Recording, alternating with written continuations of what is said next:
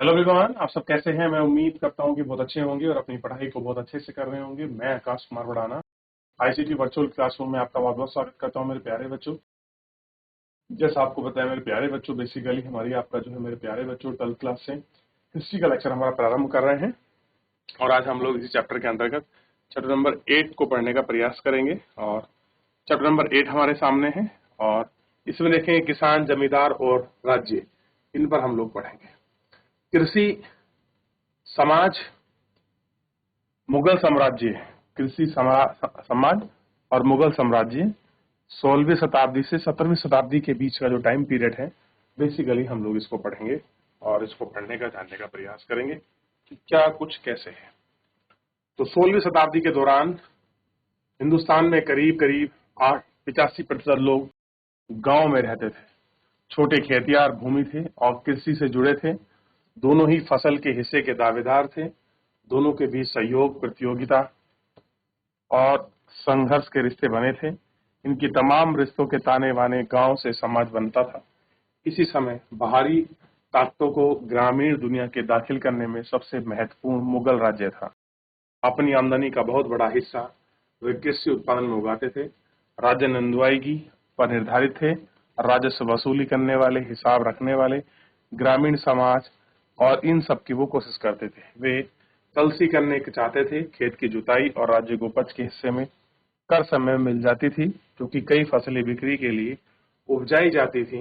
व्यापार, मुद्रा बाजार गांव में घुस गए और खेतों वाले इन शहरों का काम किया। क्लियर है? इन सबको हमने इसमें बहुत अच्छे से गौर करके देख लिया। ग्रामीण दृश्य है 17वीं शताब्दी में मुगल साम्राज्य का चित्र और उसका जो ब्यौरा है वो आपका दिया गया है, हम इसमें देख सकते हैं। क्लियर है? किसान और कृषि उत्पादन। खेतीहार समाज के बुनियादी इकाई गांव की थी, जिसे यहाँ किसान थे। किसान साल भर अलग अलग मौसम में वे तमाम काम करते थे, जिसमें फसल पैदावार। तो फसल पैदावार करने के लिए हर मौसम में तमाम वो काम करेगा किसान, जिससे उसकी पैदावार बढ़े, उसकी उपज बढ़े। जैसे कि जमीन की जुताई करना, बीज बोना, फसल पकने पर उसको काटना। इसके अलावा वस्तुओं के उत्पादन में भी शरीक शरीक का मतलब वो साझेदार हिस्सा होना। और हाँ, कृषि आधारित थी और इन सब पर क्या था, ये आपका शक्कर, तेल इत्यादि। लेकिन सिर्फ मैदानी इलाकों में बसे किसानों की खेती ही ग्रामीण भारत की खासियत नहीं थी। ठीक, कई ऐसे क्षेत्र भी थे जैसे कि सूखी जमीन पर, विशाल हिस्सों पर पहाड़ी और उन तरह की खेती नहीं हो सकती थी, जैसे कि ज्यादातर उपजाऊ जमीन। इनके अलावा भूखंड में एक बहुत बड़ा भूभाग जंगलों से घिरा हुआ था। एक बहुत बड़ा हिस्सा और भूभाग आपका जंगल के बीच घिरा हुआ था और इस जंगल के घिरे हिस्से को आप अच्छे से देख सकते थे कि क्या कुछ हिस्सा है, कहाँ घिरा हुआ है। ठीक है, ये हमको देखना। आगे बढ़े, कृषि समाज की बात करते हैं तो हम भौगोलिक विविधताओं का ख्याल रखना चाहते हैं। अगर हम कृषि भौगोलिक विविधताओं की बात करते हैं तो हम सब क्या करना चाहते हैं, हम ध्यान यानी कि ख्याल रखना चाहते हैं और देखना चाहते हैं कि चीजें किस प्रकार है। क्लियर है? ये थोड़ा आपको देखना चाहिए। ठीक,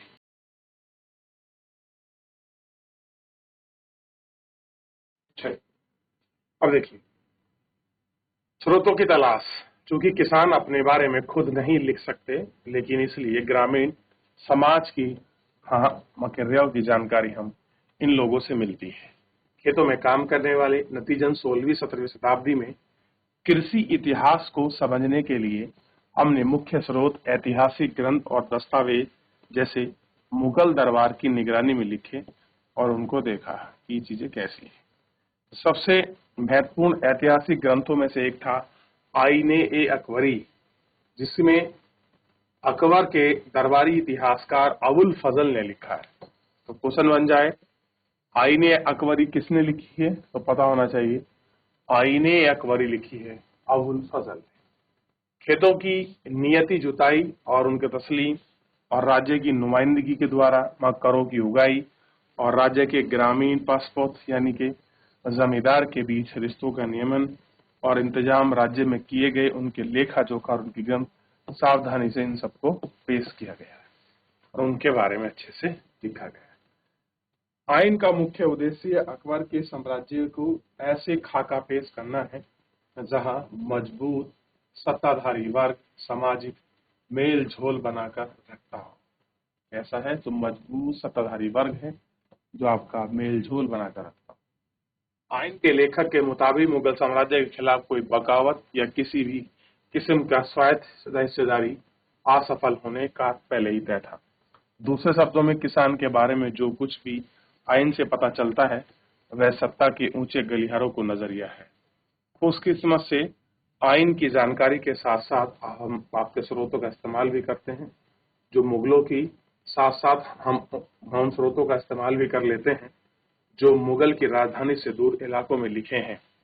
17वीं और 18वीं शताब्दी में गुजरात, महाराष्ट्र, राजस्थान से मिलने वाले दस्तावेज की शामिल हैं जो सरकार की आमदनी का विस्तृत से जानकारी देते हैं। इसके अलावा ईस्ट इंडिया कंपनी बहुत सारे दस्तावेज भी हैं जो पूर्व में भारतीय संबंधों का उनका पैसा खाक पेश करती है।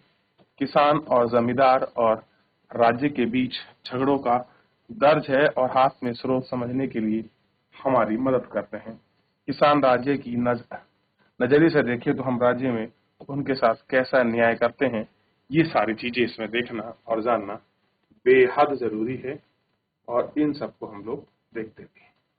क्लियर है क्या चीज है, किस तरीके से हम देख सकते हैं, कैसे इनको महसूस कर सकते हैं, क्या कुछ है, आप इसके बारे में बहुत अच्छे से पढ़ सकते हो, समझ सकते हो कि क्या कुछ है। क्लियर है?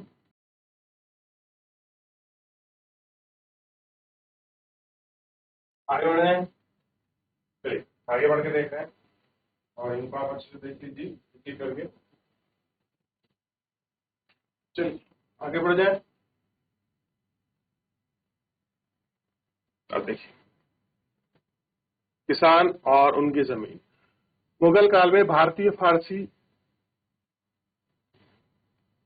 के लिए आमतौर पर रैयत यानी कि बहुवचन रियाया यानी कि मुजारियन शब्द का इस्तेमाल करते थे। साथ ही हमें किसान, आसामी जैसे शब्द भी मिलते हैं। किसान को बहुत बार आसामी कहा गया। आसामी मतलब मोटे पैसे वाले को लोकल भाषा में आसामी कहते हैं। हम कहते हैं ना अपने आप में आसामी है, यानी कि अपने आप में पैसे वाला है। ठीक है, ये हमें देखिए दो किस्म के किसानों की चर्चा है, खासकर दो जो आपके तरह के किसान उनकी चर्चा है। खुद काश्तकार यानी कि जो खुद करते हैं वह पाही काश्तकार। पहले किसान वे थे जो गांव में ही रहते थे और उनकी जमीन थी। तो दूसरे थे पाही काश्तकार यानी कि वे खेतियार जो दूसरे गांव में ठेके पर खेती करने आते थे और अपनी मर्जी से पहिया काश्तकार बने हैं। जैसे मसलन अगर कोई करों की शर्तों को दूसरे गांव में बेहतर मिली और मजबूरन भी है तो मसलन अकाल और भूखमरी के बाद भी आर्थिक तंगी रहती थी। उत्तर भारत के एक और किसान के पास शायद कभी भी एक जोड़ी बैल और 2 हल से ज्यादा और कुछ नहीं होता। एक टाइम था कि अगर आप उत्तर भारत के किसानों को देखोगे तो क्या मिलता था उत्तर भारत के किसानों के पास, तो 1 जोड़ी बैल मिलते थे और 2 हल, इससे ज्यादा कुछ नहीं था। गुजरात में किसानों के पास 6 एकड़ के करीब जमीन थी और उनको समृद्ध मानते थे। दूसरी तरफ बंगाल और औसत किसानों की जमीन काफी सीमित 5 एकड़ से 10 एकड़ थी, यानी कि बंगाल में लैंड एरिया ज्यादा कवर होता था और उनको अमीर मानते थे। खेती व्यक्तिगत मालिकियत के सिद्धांत पर आधारित थी। किसान जमीन की उस खरीदार और बेची गई दूसरी संपत्तियों के मालिक थे। लोग क्या थे, जो संपत्ति खरीदी गई और बेची गई उनके संपत्ति के वो मालिक थे। 19वीं शताब्दी के दिल्ली आगरा इलाके में किसान की मलकियत का यह विवरण 17वीं शताब्दी में उतना ही लागू होता है। कहाँ मिलता है, जो 17वीं शताब्दी है उसी में ये आपका सारा लागू होता है और उसी में हम इसे देखते हैं। हल जोतने वाले खेतिहार किसान हर जमीन को हदों में मिट्टी, ईंट और कांटों की पहचान के लिए निशान लगाते थे और जमीन में हजारों टुकड़ों गांव में हम इसको देख सकते हैं। जो गांव के टुकड़े हैं, जो हजार चीजें हैं, हम उनको बहुत अच्छी तरह से देख सकते हैं कि कहाँ पर किसकी जमीन है, कैसे टुकड़े का पार्टीशन है, ये सब चीज क्लियर है। तो ऐसे ही हमको ये सारी जानकारी, ये सारी चीजें हमको यहाँ देखने के लिए इसमें मिलती थी।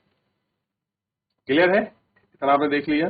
ये सारी तकनीकी जानकारियां, छोटी छोटी चीजें यहाँ पर बहुत अच्छे मात्रा में सबको देखने के लिए मिली।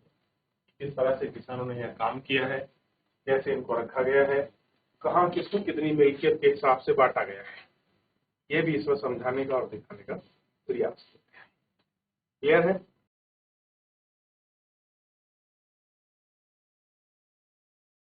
आगे बढ़ जाते हैं और आगे बढ़ के देखते हैं क्या कुछ स्थिति है, कैसा कुछ है, इनको हम लोग देखेंगे और इन पर हम लोग बात करेंगे। देखिए, तो जमीन और सिंचाई पर अगर आप बात करोगे, जमीन की सिंचाई पर, तो सिंचाई और तकनीकी, जमीन में बहुतायत मजदूरों की मौजूदगी, किसानों की गतिशीलता की वजह से कृषि का लागत विस्तार हुआ। चूंकि किसान की प्राथमिक उद्देश्य लोगों को पेट भरना था, इसलिए रोजमर्रा के खाने की जरूरत जैसे चावल, गेहूं, ज्वार इत्यादि फसलें सबसे ज्यादा उगाई जाती थी। तो किसान की प्राथमिकता क्या थी? कोई कमर्शियल क्रॉप्स उगाना नहीं। उस जमाने में सबसे प्राथमिकता थी कि जो हमको खाने के लिए जो चीजें चाहिए, अनाज चाहिए, हम उनकी पूर्ति कर लें। जिन इलाकों में प्रतिवर्ष 40 इंच या उससे अधिक, यानी कि 40 से मतलब सेंटीमीटर वर्षा होती थी, वहां चावल की खेती होती थी, और कम वर्ष वाले क्षेत्र में, इलाकों में क्रम से गेहूं और ज्वार बाजरे की। यानी कि अगर 40 सेंटीमीटर वर्षा है तो चावल उगाएंगे, और नहीं है, उससे कम हो रही है, तो हम आप गेहूं और ज्वार उगाएंगे। भारतीय मानसून कृषि की रीढ़ था, यानी कि बारिश पर चीजें निर्भर थी, जैसा कि आज भी है। लेकिन कुछ फसलें भी हैं जिनके लिए अतिरिक्त पानी की जरूरत होती है, और कुछ सिंचाई कृत्रिम के माध्यम से करनी पड़ती है।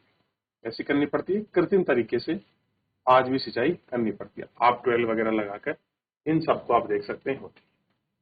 पेड़ और खेतों की सिंचाई, बाबरनामा से लिया गया एक अंश है जो सिंचाई के उपकरणों के बारे में बताता है, और बादशाह ने इसे उत्तर भारत में देखा था। यानी बहुत सारे ऐसे अंश हैं जो बाबरनामा सिंचाई के एग्जाम्पल को सुटेबिलिटी बनाते हैं। क्या करते हैं? उनको सुटेबिलिटी बनाते हैं, और देखते हैं किस प्रकार से ये बाबरनामा की चीजें हैं। हम इसको देख सकते हैं आखिर में है क्या बाबरनामा, ठीक, और किसकी चीज की तरह आप इन्हें ट्रीट करेंगे और देखेंगे कि क्या है बाबरनामा में बेसिकली। क्लियर है? ये आपको देखें।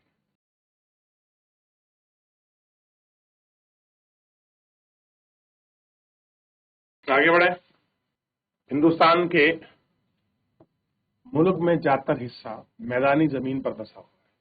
हालांकि यहाँ शहर और खेतों के लायक जमीन बहुतायता थी, लेकिन यह बहते पानी का इंतजाम नहीं, इसलिए फसल उगाने और बागानों के लिए पानी की बिल्कुल जरूरत नहीं थी।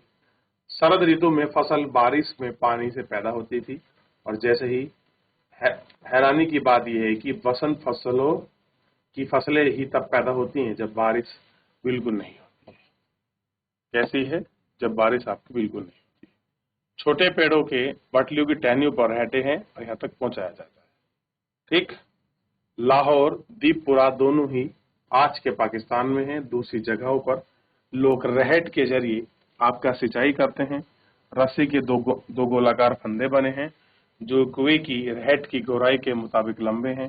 फंदों में थोड़ी थोड़ी दूरी पर लकड़ी के गुटके लगे हैं, और इन गुटकों पर घोड़े बंधे हैं, और लकड़ी के गुटकों और घोड़ों की बंधी हुई रस्सियों को कुएं की तरफ पहियों से लटकाया जाता है। पहियों की धुरी एक और पहिया है, इससे अंतिम पहिया और बैल के जरिए ही घुमाया जाता है। इस पहिए की दांत के पास दूसरे पहिए के को जकड़ देते हैं। इस तरह से घोड़े वाले पहिए घूमने लगता है, और जहां पानी गिरता है वहां सकरा नाला खोद दिया जाता है, और इस तरीकों को हर जगह आपका पानी पहुंचाया जाता है। तो कैसा है? रहट के माध्यम से पानी कैसे जाता है, आप इसका चित्र अच्छे से देख सकते हैं। रहट के माध्यम से घूमेगा, पानी यहाँ निकलेगा, और ये पानी की नाली में गिरेगा, सकरी नाली में, और वो नाली आगे बढ़ती जाएगी और पानी पहुंच जाएगा। आप एक बार रहट के चित्र को गौर करके देखिए तो आपको क्लियर होगा। क्लियर है कि रहट क्या है।